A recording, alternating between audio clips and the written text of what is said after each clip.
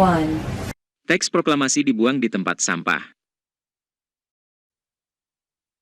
Naskah proklamasi kemerdekaan yang dibacakan oleh Soekarno dibuat tanggal 17 Agustus 1945 sekitar pukul 2 sampai pukul 3 dini hari di rumah seorang perwira Angkatan Laut Jepang, Laksamana Tadashi Maeda, di Miyakodori, sekarang Jalan Imam Bonjol nomor 1. Berbagai sumber menyebutkan, naskah proklamasi ditulis tangan oleh Soekarno, sedangkan kalimatnya didiktekan oleh Hatta dan Ahmad Subarjo. Naskah proklamasi dalam bentuk konsep ditulis Soekarno di secarik kertas dari buku catatan. Konon, setelah diketik ulang oleh Sayuti Melik, naskah proklamasi itu langsung dibuang ke tong sampah di rumah Laksamana Maeda. Beruntung, naskah tersebut ditemukan dan diambil oleh B.M. Diah yang merupakan seorang wartawan asal Aceh. Sekitar 46 tahun kemudian, tepatnya pada 29 Mei 1992 Diah kemudian menyerahkan naskah historis tersebut kepada Presiden Soeharto. 2. Rekaman ulang. Proklamasi.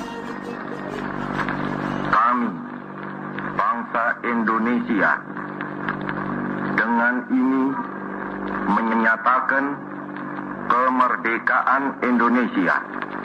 Tahukah Anda, jika suara rekaman teks proklamasi Presiden pertama Indonesia yang kita dengar adalah hasil rekaman ulang?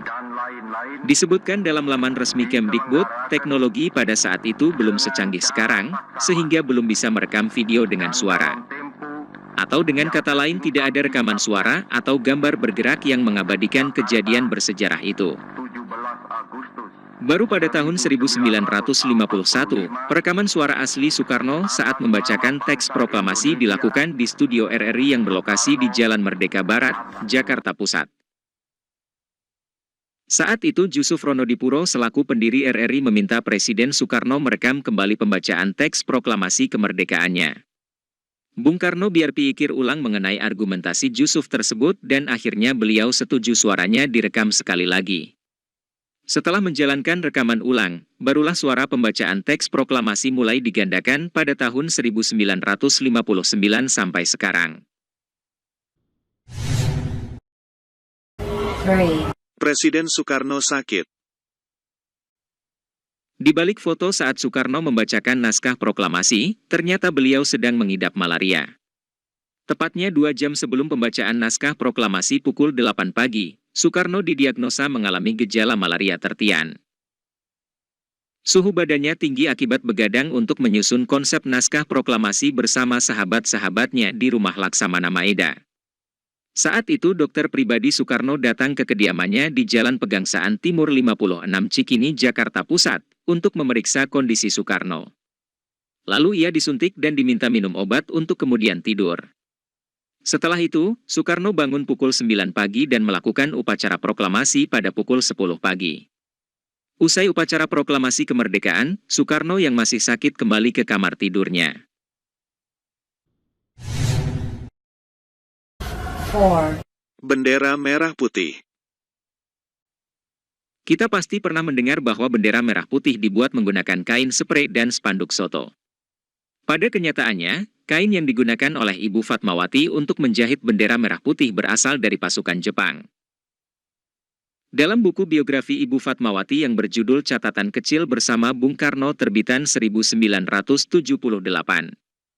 Kain tersebut berasal dari pemberian Hairul Basri, seorang perwira Sendenbu atau Departemen Propaganda Jepang. Basri saat itu diperintahkan oleh atasannya yaitu Kolonel Hitoshi Shimizu. Kain tersebut awalnya hendak dibuat pakaian anak. Namun ketika mendengar Hiroshima dan Nagasaki dibom atom, Fatmawati berinisiatif menggunakan kedua kain tersebut untuk dijahit sebagai bendera pusaka untuk dikibarkan saat proklamasi kemerdekaan.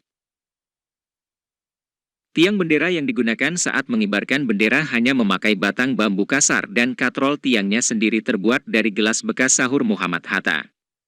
Latif Hendraningrat, seorang anggota PETA, adalah orang yang mengerek bendera merah putih di tiang bambu itu pada saat upacara proklamasi kemerdekaan tersebut.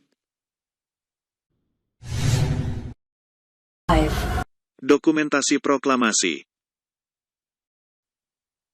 Hasil dokumentasi selama proklamasi rupanya pernah hampir disita oleh Jepang yang saat itu masih berada di Indonesia. Beruntung, dokumentasi tersebut berhasil diselamatkan oleh Frans Mendur. Bersama dengan Bem Dia, Frans Mendur merupakan salah satu fotografer yang turut mengabadikan momen kemerdekaan Indonesia. Saat itu Mendur mengatakan bahwa foto negatif yang diabadikannya sudah diserahkan kepada Barisan Pelopor, sebuah gerakan perjuangan. Oleh Frans Mendur, hasil rekaman proklamasi ditanam di bawah pohon di kantor harian Asia Raja agar tidak ditemukan oleh pihak Jepang. Berkat sebuah kebohongan itulah kini kita bisa menikmati dan menyaksikan dokumentasi peristiwa proklamasi 17 Agustus tahun 1945 silam.